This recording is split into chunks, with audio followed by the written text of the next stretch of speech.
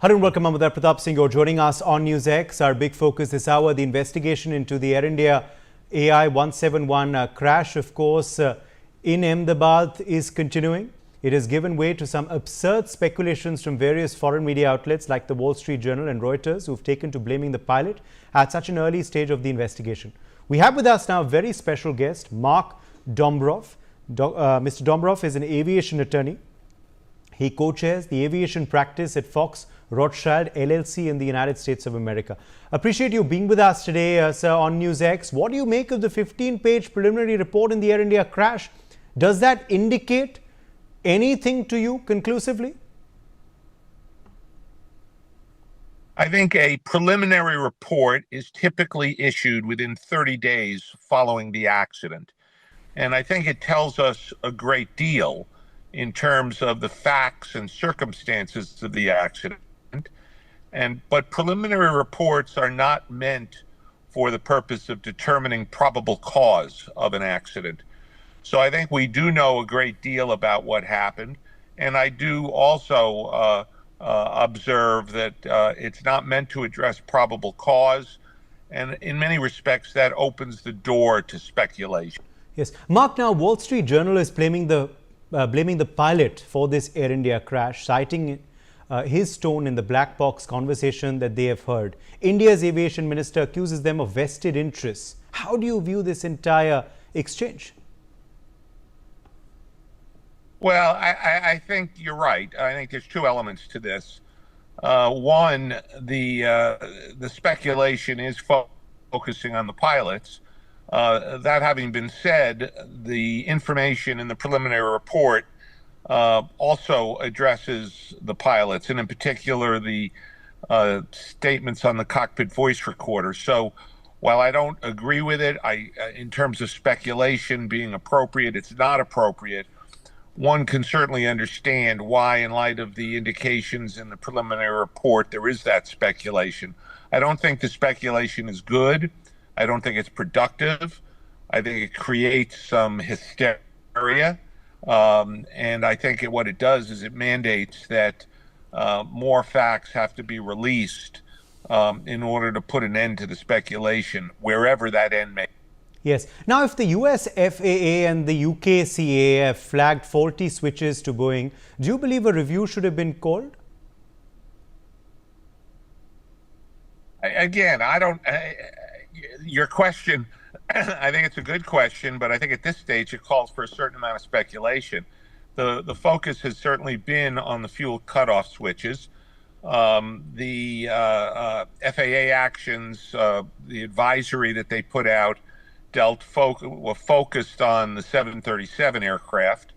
There's no indication in the preliminary report from Air India suggesting that somehow there was either a mechanical or an electronic problem with the fuel cutoff system, which has led everybody to conclude that it was a deliberate act. But again, I don't think it's productive to engage in speculation. The focus of the FAA as the certifying authority on the airplane is on the safety of the airplane and whether some actions should be taken relative to the airplane itself. The FAA, at least to this point in time, following the accident, has not identified any issues with the airplane. All right. Now, is it possible for the fuel engine switch to develop a snag automatically? What could be the possible reasons for this fault that has come out in the preliminary report? Again, we're engaging in speculation. I've heard nothing and I've read nothing that would suggest that the fuel cutoff switches can be inadvertently activated. There are mechanical stops. They have to be pulled because there are spring systems associated with them. They have to be pulled up. They have to be physically moved, and then they lock into place. There's no suggestion that any aspect of that system, of that design, did not work properly. So again, we're engaging, to the extent of responding to this, engaging in speculation, and I think that takes us off into places that we don't want.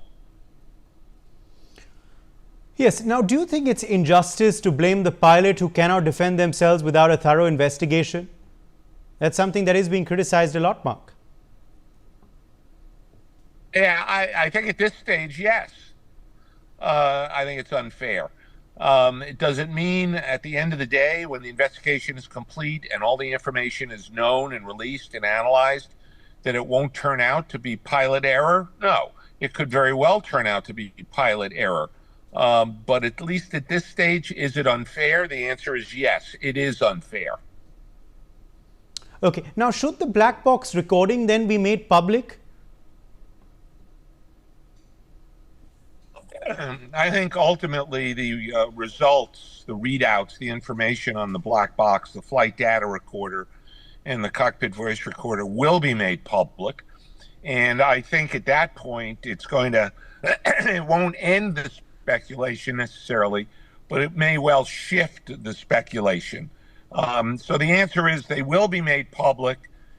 And but I have no doubt that those who choose to engage in speculation will continue to do so at that point. Right. If it's a technical snag, do you think Boeing will deny it? Where do you see this case then headed to next? If there is a technical issue associated with the aircraft, I think it's highly unlikely that Boeing or the FAA, as the certifying authority of the aircraft, is going to deny anything. There's a huge amount of information that's recorded on the flight data recorder in particular, in terms of the operation of the aircraft. The physical examinations have taken place, are taking place, of the aircraft wreckage itself. And I think to attribute to either the manufacturer or the certifying authority that somehow they're going to be in a state of denial, irrespective of what the facts show, what the evidence shows, once again, it just is not fair. It's not appropriate. I think everybody has an interest, manufacturers, certifying authorities, airlines, the traveling public for that matter. Everybody has an interest in safe flight.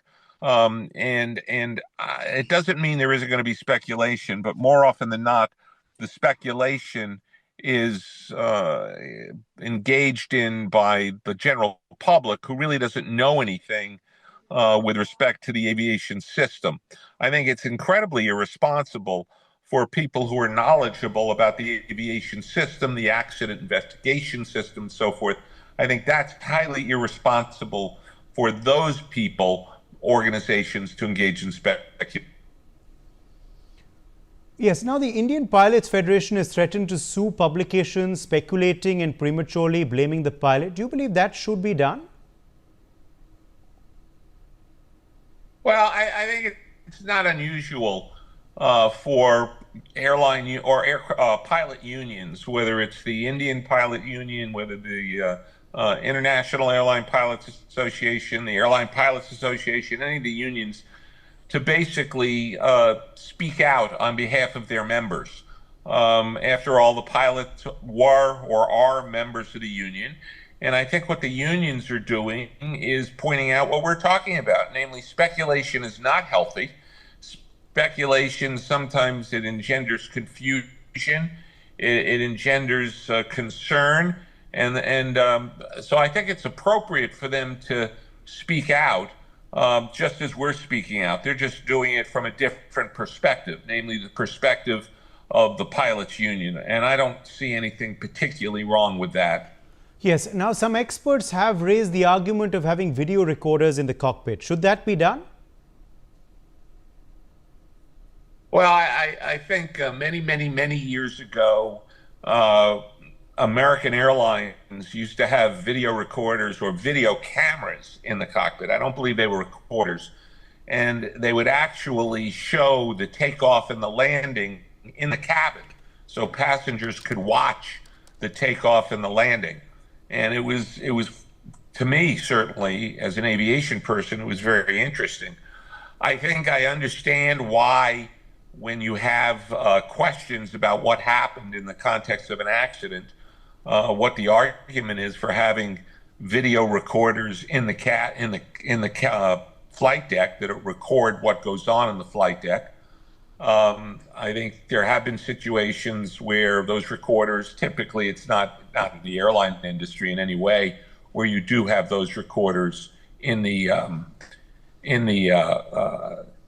flight deck of the aircraft. It's usually test aircraft and so forth.